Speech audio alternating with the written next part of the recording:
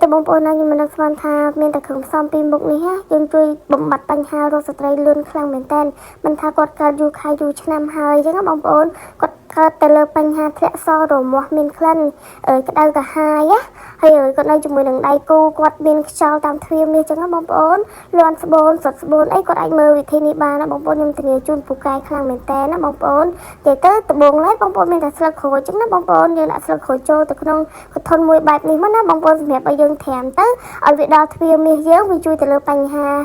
រោគស្ត្រីអញ្ចឹងណាបងប្អូនបន្ទាប់មកបងប្អូនមានជាម្សៅជូរ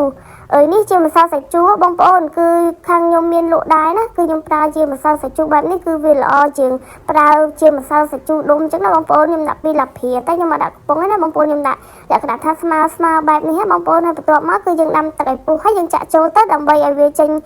ក្លិនឈ្ងុយពីក្រូចក៏ដូចជាម្សៅជូរចូលគ្នាទៅយើងជួយបំបត្តិបញ្ហារោគស្ត្រីបានលឿនមែនតើ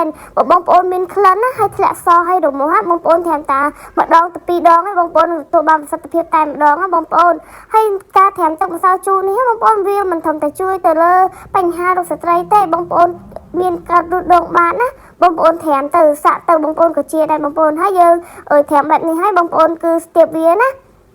ឲ្យវាលក្ខណៈថាក្តៅអូនណាមិនក្តៅពេកក៏មិនត្រជាក់ពេកដែរបងប្អូនស្ទាបទៅល្មមតែយើងត្រាំដល់ទ្វារមាសយើងកើតណាហើយចាំបងប្អូនត្រាំរហូតដល់ទឹកនឹងត្រជាក់ទៅកតិកទីមេរោគអីវានឹងធ្លាក់តាមនឹងហ្មងបងប្អូនដោយសារតែវិធីនេះគឺខ្ញុំចែករំលែកទៅបងប្អូនខ្លះក៏ធ្វើតាមទៅគាត់ទទួលបានប្រសិទ្ធភាពហើយបងប្អូនខ្លះក៏តែងពីខ្ញុំទៅគាត់ទទួលបានប្រសិទ្ធភាពក្នុងការព្យាបាលអញ្ចឹងណាបងប្អូនក៏តែងតែឲ្យ feedback មកខាងខ្ញុំវិញអញ្ចឹងណាបងប្អូនអរគុណ